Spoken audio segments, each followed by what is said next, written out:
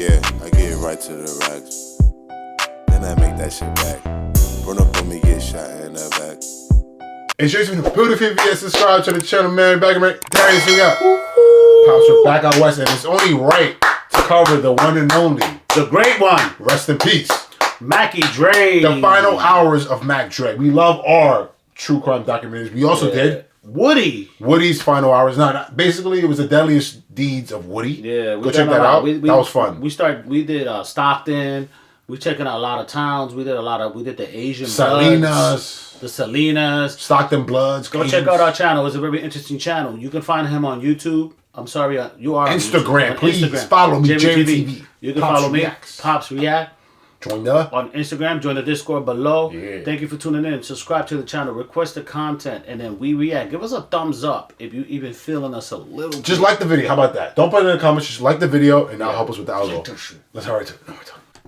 2004 Bay Area rapper Mac Dre was in Kansas City. When a stolen car pulled up alongside his van, fired, and sped off. 1970. There were rumors which police said were false that Fat Tone did it. Dow claims 1970 he was born. Oh wow! Interesting. Wow. So he's What? There were rumors which police said were false that Fat Tone did it. Dow claims he didn't think so. In 2005, he invited Fat Tone to Las Vegas to meet Snoop Dogg. Dow is seen leaving a casino with Fat Tone and Cowboy. He claims they went their separate ways. I don't know where they went, but he said he has to. Wait. Before we get into this, this great artist Mac Dre was pretty much assassinated. He was killed. Did someone get arrested for it? Is this what the video saying?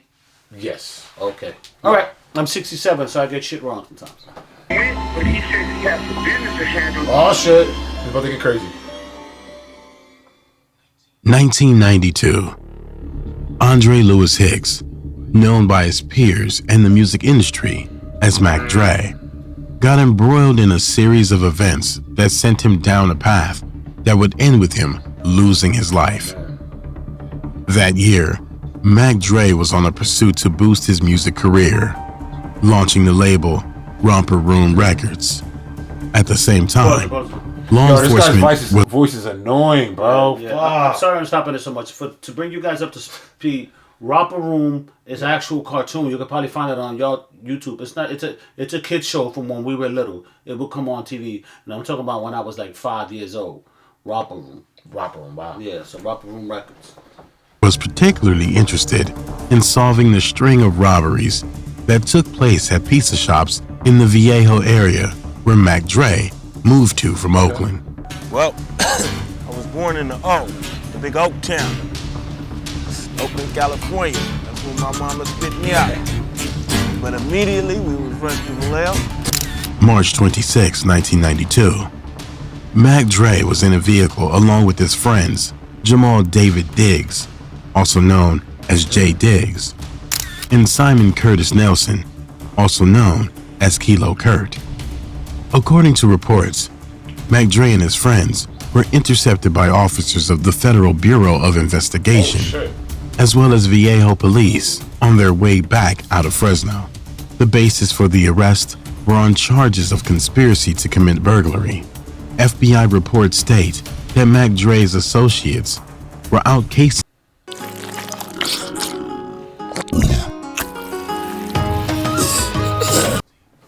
a Fresno bank with plans of committing a heist. But a local news crew had caught wind of the incident over the police scanner and had prematurely gone to the bank, promoting them to abort mission. Mac Dre, the local news messed up their play. The hell, the local news got nothing better to do? Word, come on, bro. So I guess they were talking on the radio before they hit the lick. How does that work? So the news gets in trouble now, right? Yeah, like if that was in a movie, if that particular statement, like the local news broke up a bank robbery, you would not believe it. This is some real life shit. Yeah, like promoting them to abort mission. Mac Dre, being innocent of the crime, refused to turn into an informant to be used against his associates. Oh, wow. So he was imprisoned along with them. He would be sentenced to 5 years, while Jay Diggs and Kilo Kurt received 10 years. 35 FBI agents, police, and everything. They said that we was out in Fresno, Texas banks, plotting on robbing the bank. No bank was robbed. While it seemed harsh for such a stern punishment for Mac Dre, given he wasn't involved. Nah, Mac Dre's a real one, but how wasn't he involved if he was in a car? You know what I'm saying? Are they just saying it to say that, or you think that he actually wasn't involved? We don't know. I mean, I think maybe his homies are robbing banks, and he was just with them that day, and they were like, "Yo, we're just gonna case a couple places," and the feds were already on them. You know what I'm saying? That's bullshit. And for them to get 10 years, I mean, I ain't never do no jail time, but for them to get 10 years, it probably, maybe them getting caught saved them from doing a lot of time, because when you go into that life, you probably gonna have to start killing people. Yeah. To get away. Word. Or get into it with police. Yeah. So maybe it's better that the police just came up and like scooped them up. For such a stern punishment for Mac Dre, given he wasn't involved, the incentive behind their motive could have been fueled by Mac Dre's disrespect towards members of the law in his song Punk Police, where he went as far as calling officials out by name. And I'ma dedicate this to Detective McGraw.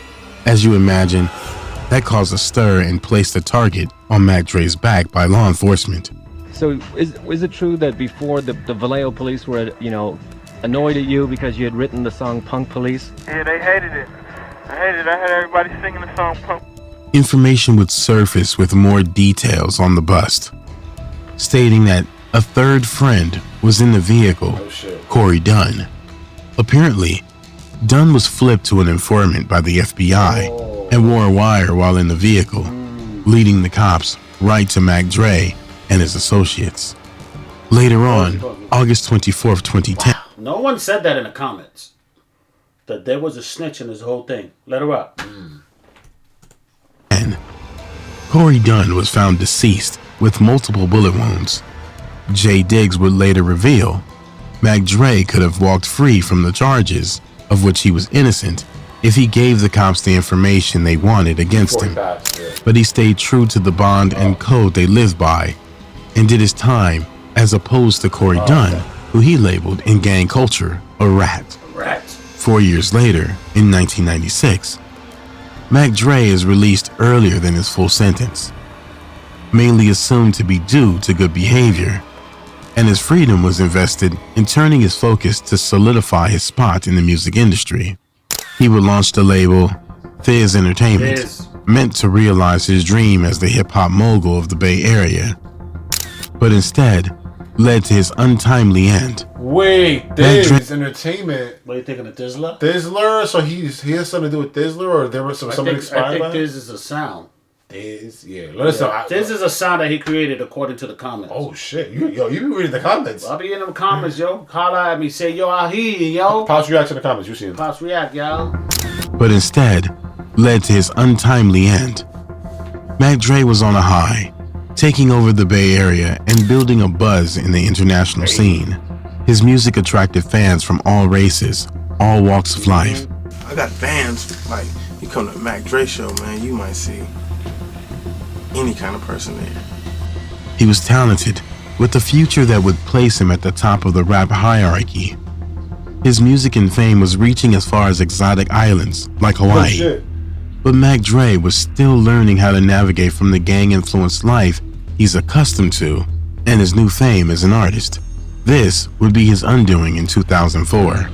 Reports state that a promoter referred to as Damon Whitmill saw the opportunity to profit in hosting a concert with Bay Area artists like Mac Dre, who were taking over the music scene.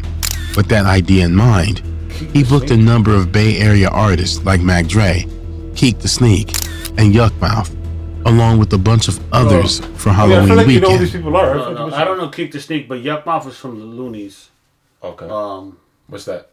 Never heard of him. Yeah, I heard of Yuckmouth, because he's the one that said, I got 5 on it. Oh, okay. When I found out it no way. I think so, right? Correct me if I'm wrong. There's a lot of hip hop. I'm 67. My bad. Hill would later convey information breaking down what transpired between him and Mac Dre on the weekend that he lost his life. Oh, shit. Whitmill and Mac Dre allegedly made an agreement to the total sum of $12,500, where Mac Dre would receive $6,000 up front, along with paid airfare and stay in Kansas City for him and other artists. October 26th. They have fans in Kansas City? Yeah, man. Yeah, damn, I don't know this. He just said he had fans. They have fans. Hawaii. So 12,000 was a lot back then, right? Yeah, that's good money for a show. You fly you out, you do a couple songs. Yeah, that is true, and you're getting paid to go there basically, and everything's free, so it's good. 7th, 2004, Mac Dre, along with other Bay Area artists, arrived in Kansas City, where they were allegedly driven around by an acquaintance of Mac Dre by the name of Savino Davila. Once settled in, Mac Dre proceeded to begin to honor contractual obligations in the form of radio appearances and record signings at local music stores.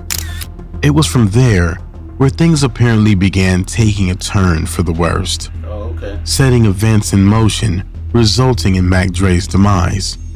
Reports state that according to Whitmill, Mac Dre was unprofessional in his dealings, arriving late to his obligations and leaving early, which caused another issue for the weekend shows, as the record signing at Byron Robinson's music store also acted as promotion for the event. The end result was disappointment from the promoter, the store owner, and fans of the popular Bay Area rapper Mac Dre. Friday, October 29th. It was the big show and a chance for Whitmill to make big on his efforts. But according to him, yet again, Mac Dre arrived late, resulting in him having to rent the venue for extra time. I don't understand how rappers show up late. What are you doing over there? Smoking weed and maybe in the studio? You're not doing nothing all day. You don't have a job. You're a rapper full time. Your job is to show up on time. Madonna's getting sued right now because she had a concert and she showed up late. They said, and then now she's getting sued like right now in 2024. And you got Lauryn Hill. She's showing up on colored people time. Yeah, freaking Lauryn Hill too showed up late, and she told the audience, "Y'all lucky I came out. Y'all lucky I came. Yeah, y'all lucky crazy. I'm here." Wow.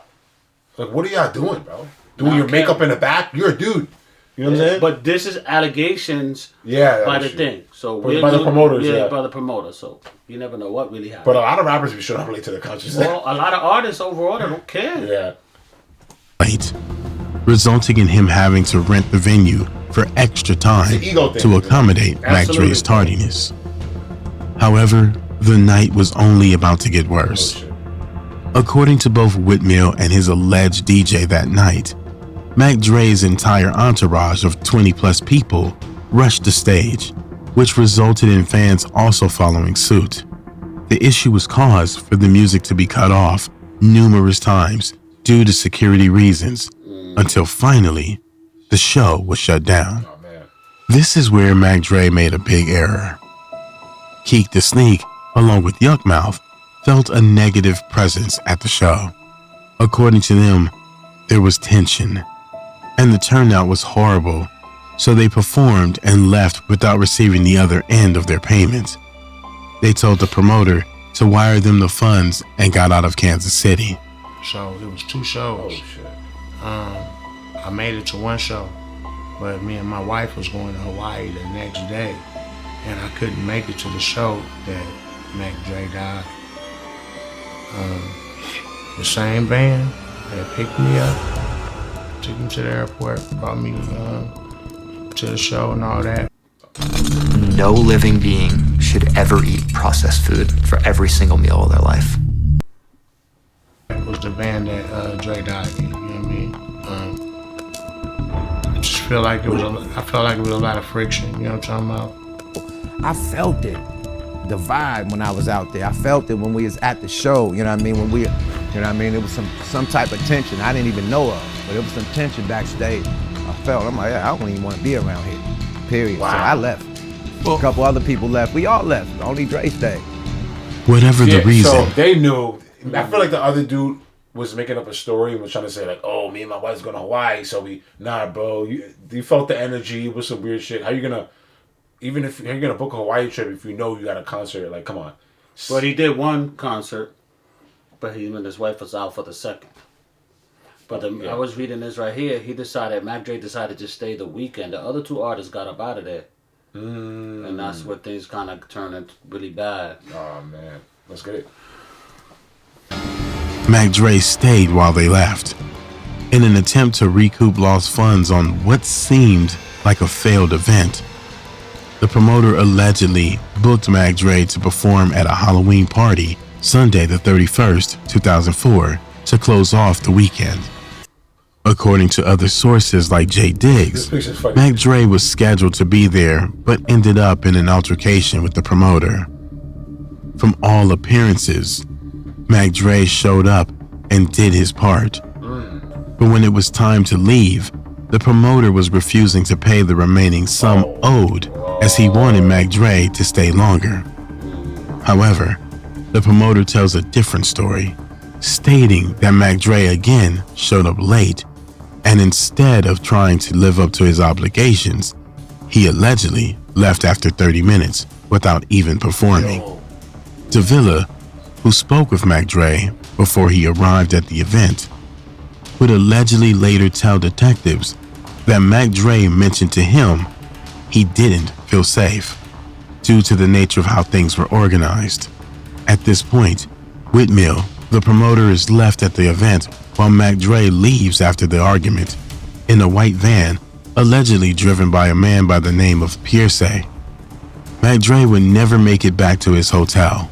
Reporters state that around 2:30 a.m., the white van was traveling northbound on Highway 71. Wait, but wasn't he like 22 deep allegedly? They said that he was like 22 deep. What the fuck happened? I don't know, but I know that he just got caught up in a bad spot.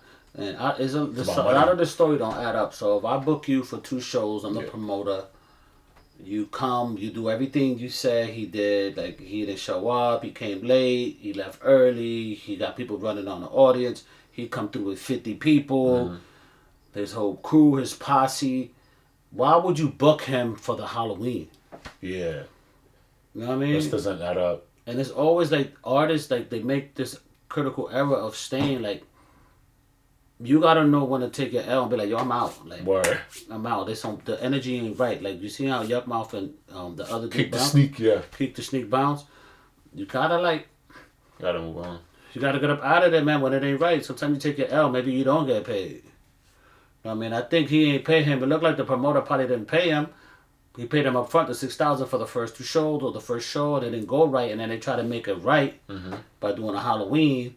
But then maybe it was a setup, maybe they never planned to pay him, or maybe they were gonna pay him, and then maybe some third party. Because there's never the people that's involved. Like, it will never be Mac Dre or the promoter. It'll be like the people, the background people. That's like rappers nowadays. It'd be shootings between crews. Lil Wayne ain't shooting at nobody. It'd be his peoples that be doing it. You know what I mean? Yeah, or thugs. For example. South of 75th Street, when a dark sedan pulled alongside the driver's side of the van and unloaded upwards of 30 bullets from 2 separate guns, an automatic rifle, and a .45 pistol.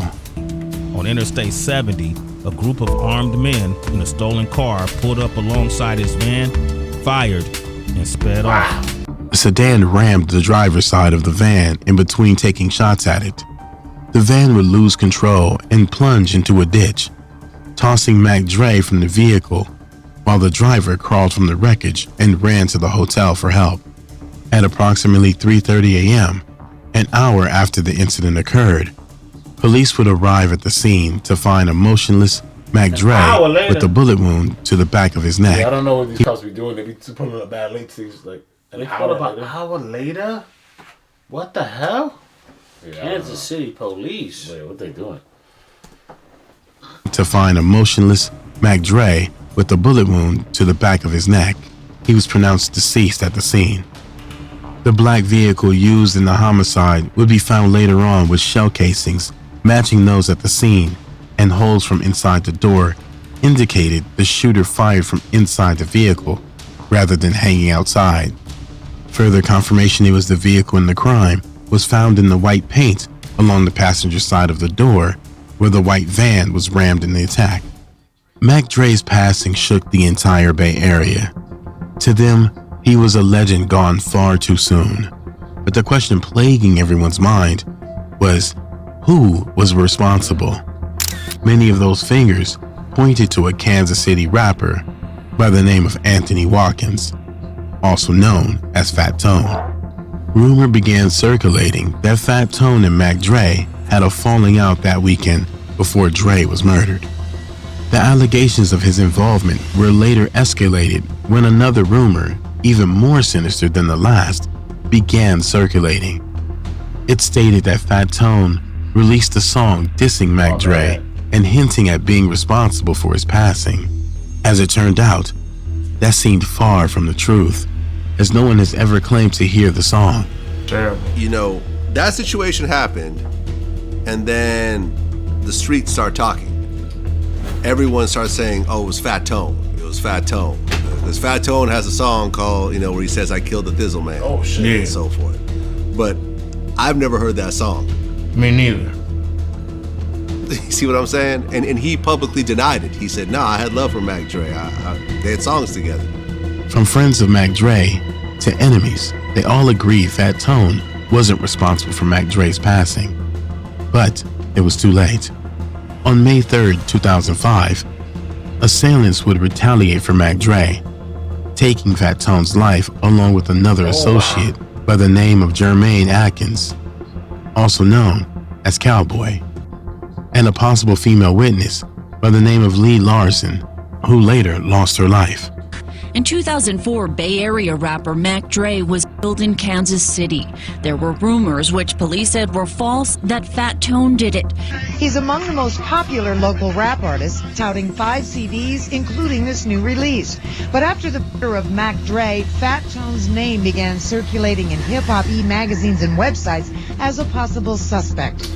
But you don't know, man. Like, people be having their own inner city beefs that they got to deal with, and he probably had haters from his city. Like, Missouri's mad far from Cali, bro. I don't think people were trying to go to Cali. But Mac Dre was very loved around at least the Midwest, West Coast, right? So, who knows? Maybe they tried to... Sometimes in life, son, you just don't know. Word. Look from the outside in. Yeah. And the people who see this video, and y'all know who y'all are, that know what really happened, not all the fans and all. I'm talking about the people who really know what happened. They will always know what happened. We look from the outside and assume, but when it's on, the number one rule on the street is that there are no rules, right? And the second rule is once it's on, you can't stop it. Yeah. And that's it. Like, we could sit here and speculate, like, yo, it was this person, it was this, it was that, he didn't pay him, he paid him, it was a setup. When it's on, you cannot stop it. So I always ask everyone, try to avoid the violent part of disagreements, because once you start, you don't stop. Yeah. Magazines and websites as a possible suspect. Kansas City police followed the sites but never considered Watkins more than a person of interest. Now Fat Tone is murdered while visiting Vegas. Oh, the he's in two Vegas. months apart. The bodies of Fat Tone and so that makes Cowboy sense. found near a construction site. A car, which prosecutors argue was connected to the scene, found torched in California 2 days later. Police also pointed to Dow's link to his co-defendant Jason Mathis and a woman who was found murdered in California later that year before Dow was in custody. The suspects, Andre Dow, also known as Mac Minister, and associate Jason Atkins, also known as Corleone, were later apprehended after they were the last persons caught on footage that night, leaving the casino with Fat Tone. What's more, police claim Mac Minister invited Fat Tone out to Vegas with the idea that he had connections with Snoop Dogg and was organizing an introduction, only to have Fat Tone set up. Although he wasn't charged for the hit on her, Mac Minister will also be tied to the homicide of Lee Larson. After unearthing, she was allegedly engaged. Here's one thing you need to do before you buy anything online. Don't spend another dime on Amazon until you watch To his accomplice and was a possible witness to their crime. Mac Minister and Jason Mathis was found guilty and sentenced to 4 life sentences without parole in 2008. After serving 16 years behind bars, Mac Minister still proclaims his innocence and is on a new mission to be freed after the testimony of a his testimony. I just want to make a record. He testified against my client in trial. I know. As attorney Robert DeMarco argues for Dow's freedom, the 8 News Now investigators have been following closely. One major development, this witness who testified against Dow now says he lied. It's been under conscience and you deeply regret making the false testimony and statements against Mr. Dow, correct? Correct. Wow. As time proceeded, The passing of Mac Dre continued to haunt the Bay Area, his family, and friends.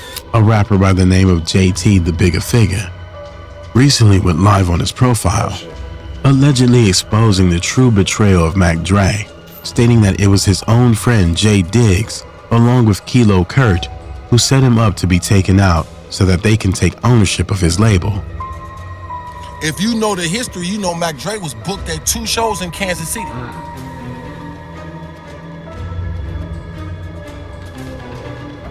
He was booked for 2 shows on the same night.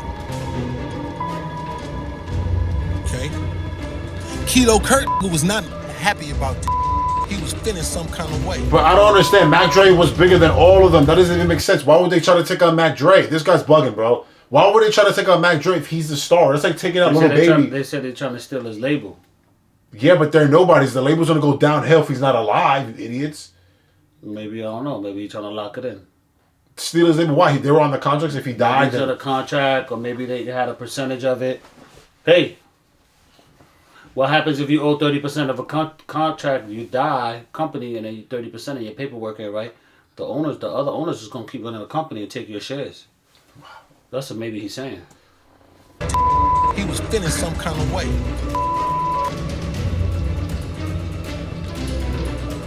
So when you see Kilo Kurt and Jay Diggs, they're talking about R.I.P. Mac Dre, and they got the Mac Dre chains, and they made all that money, nigga, off Mac Dre when and his little daughter was out there starving. Yeah. Some backdoor happened with Mac Dre. Jay Diggs would respond, shutting down any truth to the allegations. Make up the story, then he start freestyling it and all that. Well, damn. This guy never grew up, right? He's still a Mac. He looked young and old at the same time. Young and old. He got the car, got the hat, with the chain. Damn, dude. Like, how old is for a chain? Like, at what age do you stop with the chain? Yeah, like he's in his 50s, like with the chain and the glasses, hat. Like he got money. Right. I guess. Right? Yeah. Since none of that add up, I really wouldn't be doing it. I'm not doing it for JT. He need the views. He need the likes, because that's the kind of he is. That's all he on. That's all he do. You see what he do.